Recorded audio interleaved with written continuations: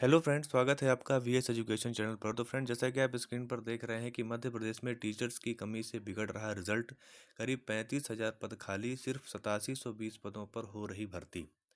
ठीक है, तो थोड़ा इसको मैं पहले न्यूज़ को पढ़ देता हूँ, फिर मैं इस पे हम लोग बात करेंगे। मध्य प्रदेश इस बार हायर सेकेंडरी के रिजल्ट में उत्तर प्रदेश बिहार से भी पिछड़ गया है। बिहार का रिजल्ट 87.21% था, जबकि उत्तर प्रदेश का रिजल्ट 82.60% रहा। ठीक है, मध्य प्रदेश का रिजल्ट 64.49% रहा। आखिर रिजल्ट के बिगड़ जाने का या बिगड़ने का कारण क्या है, क्यों बिगड़ रहा है रिजल्ट? ठीक है, आगे की अपडेट देखते हैं।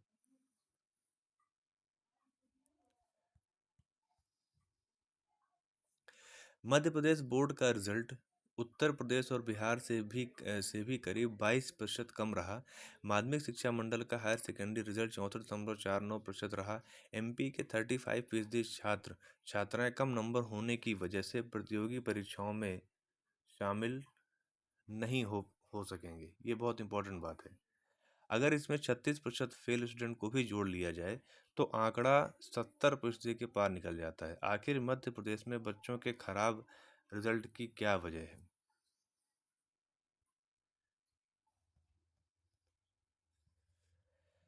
एमपी में 30% स्टूडेंट्स के नंबर 55% से भी कम। एमपी में हायर सेकेंडरी परीक्षा में 2,92,799 स्टूडेंट्स ने फर्स्ट डिवीजन हासिल किया। सेकंड डिवीजन वाले स्टूडेंट की संख्या 1,09,268 है। वहीं थर्ड डिवीजन सिर्फ 422 स्टूडेंट्स को मिला। सेकंड और थर्ड डिवीजन वाले 30% स्टूडेंट ऐसे हैं जिनके नंबर 55% से कम हैं। करीब 33,000 छात्र छात्राएं प्रतियोगी परीक्षाओं में कम नंबरों की वजह से शामिल नहीं हो पाएंगे। गुरु बिन ज्ञान कहाँ बच्चों का रिजल्ट बिगड़ने की सबसे बड़ी वजह यह है कि एमपी में टीचर्स की कमी है। मध्य प्रदेश शासन के राजपत्र के अनुसार शिक्षकों के 34,789 पद खाली हैं। उच्च माध्यमिक शिक्षक भर्ती 2023 16 अलग अलग विषयों में सिर्फ 8720 पदों के लिए हो रही है। इसमें भी नए पद सिर्फ 5,052 हैं। 45% पद बैकलॉग के हैं। वर्ग एक शिक्षक भर्ती 2018 में 22,000 पद थे, लेकिन 2023 में नए पद सिर्फ 5,052 हैं। वर्ग एक में उच्च माध्यमिक शिक्षक भर्ती 2023 में पदों की संख्या बेहद कम है। कैंडिडेट्स ने रोस्टर में पद बढ़ाने की मांग की थी। ये आप उसका ज्ञापन देख सकते हैं कि यहाँ पर नरेंद्र सिंह तोमर जी को ये ज्ञापन दिया गया था और इसमें तमाम मांगे की गई थी कि जो परीक्षा होती है उसमें नया रोस्टर जारी करके पद बढ़ाया जाए, है ना। 5 साल 5-5 साल में भर्तियां आती हैं और गजट में कितने पद दिए गए थे उनके बारे में उन्होंने बताया। ठीक है, और फिर बैकलॉग के पद बताए। और 2018 में 22,000 पदों में भर्ती आई थी, यहाँ सिर्फ 5,000 पदों पर भर्ती हो रही, मतलब उसका 25% आप मान के चलो, इतने कम पदों पर भर्ती हो रही है। इसमें आप लोग इस ज्ञापन में एक पॉइंट और आप ऐड कर सकते हैं कि जो बोर्ड का रिजल्ट खराब हो रहा है उसका भी कारण यही है कि जब अच्छे टीचर्स, योग्य टीचर आपके विद्यालय में नहीं होंगे तो फिर बच्चों का भविष्य वहाँ पर थोड़ा सा दिक्कत हो सकती है। और भी कई पॉइंट्स हैं जो कि मैं आगे की वीडियो पे चर्चा करूँगा। फिर यहाँ पर ये पॉइंट्स हो गया। अब यहाँ पर जो समझने वाली बात है वो समझ लीजिए थोड़ा सा। अब जैसे कि आपको पता है कि पद कितने, मैंने पिछली वीडियो में आपको बताया था कितने पद यहाँ पर वैकेंसी में खाली दिखा रहे थे।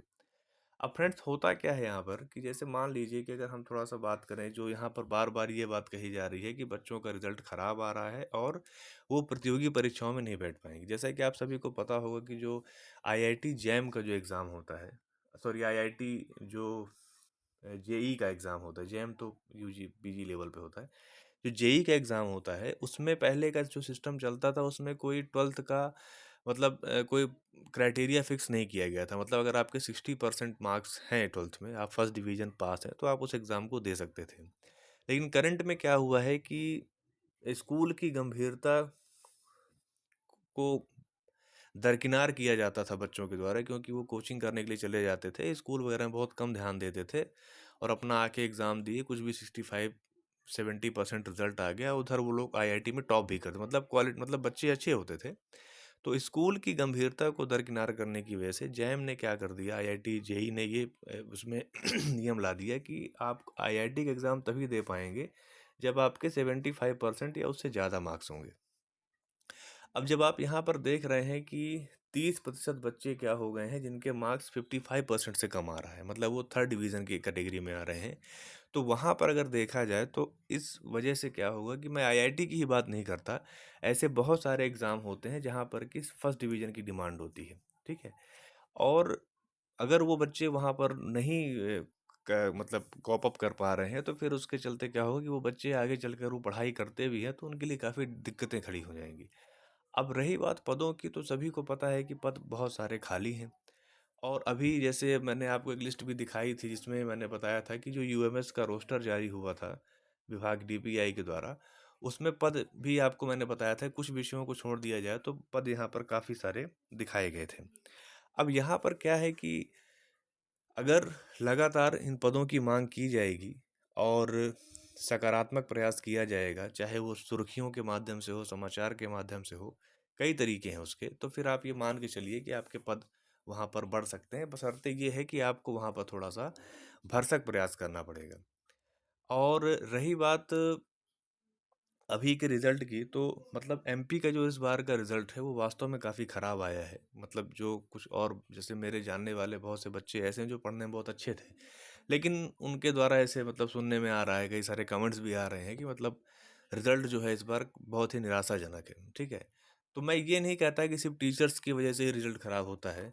बच्चों का खुद का अपनी पढ़ाई हो गई और उसके साथ में आपका जो अभिभावकों का रोल हो गया, कई उसमें माहौल वगैरह कई चीज़ें वहाँ पर डिपेंड करती हैं। लेकिन फिर भी अगर मतलब अगर मैं गवर्नमेंट के हिसाब से बात करूं, जहाँ पे गवर्नमेंट की फंडिंग हो रही है, विद्यालय की सुविधाएं हो गई, विद्यालय का परिसर हो गया, शिक्षक शिक्षण की सामग्रियां हो गई, और भी बहुत चीज़ें जहाँ पर हैं, तो वहाँ पर आप ये मान के चल सकते हैं कि वहाँ पर सरकार को अपने तरफ से कोई कमी नहीं करना चाहिए। वहाँ की अगर बच्चों का रिजल्ट नहीं आ रहा तो उसमें फिर कोई मतलब वो फिर उनका मैटर है, लेकिन अपने साइड से काम 100% होना चाहिए।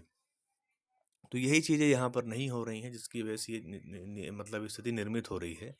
और अगर आगे भी ऐसा ही अगर व्यवस्था बनी रहेगी, आप इतनी कठिन परीक्षा लेते हो, दो दो परीक्षाएं लेते हो और अच्छे बच्चे आपके पास हैं, मतलब वेटिंग में जा रहे हैं वो बच्चे, तो आप ये समझ सकते हो कि कितनी बड़ी ये मतलब दुर्भाग्यपूर्ण स्थिति है कि हमारे पास टीचर्स हैं, अच्छे बच्चे हैं, हर विषय में मतलब योग्य शिक्षा की कोई कमी नहीं है, लेकिन उनको बस नियुक्तियां नहीं दी जा रही हैं, पद नहीं निकाले जा रहे हैं, जबकि पद यहाँ पर खाली हैं। मैंने जीएफएमएस पोर्टल में भी आपको पद दिखाया था, मैं उस वीडियो का भी लिंक इस वीडियो के डिस्क्रिप्शन में डाल दिया, आप वहाँ पर जाके चेक कर सकते हैं कि टोटल जीएफएमएस पोर्टल में आपके 35,000 पद 16 विषयों को मिलाकर खाली हैं। ट्राइबल डीपीएस सब मिलाकर देखा जाए, तो जब इतने सारे पद खाली हैं तो पद बढ़ाना चाहिए। और अगर आप लोग इसी तरह से दबाव बनाएंगे, सुर्खियों में चीज़ें रहेंगी, तो निश्चित रूप से आपको वहाँ पर सफलता मिलेगी। भले ही फर्स्ट काउंसलिंग में पद ना बढ़ पाए, लेकिन सेकंड काउंसलिंग में ज़्यादा तक चांस है कि पद आपके बढ़ा दिए जाएंगे। तो ठीक है फ्रेंड्स, यही एक अपडेट थी। अगर आपको मेरा वीडियो अच्छा लगा हो तो प्लीज़ आप उसे लाइक कीजिए, अपने फ्रेंड सर्कल में शेयर कीजिए, और चैनल पर अगर पहली बार आ रहे हैं तो प्लीज़ आप चैनल को सब्सक्राइब कर लीजिए। Thank you.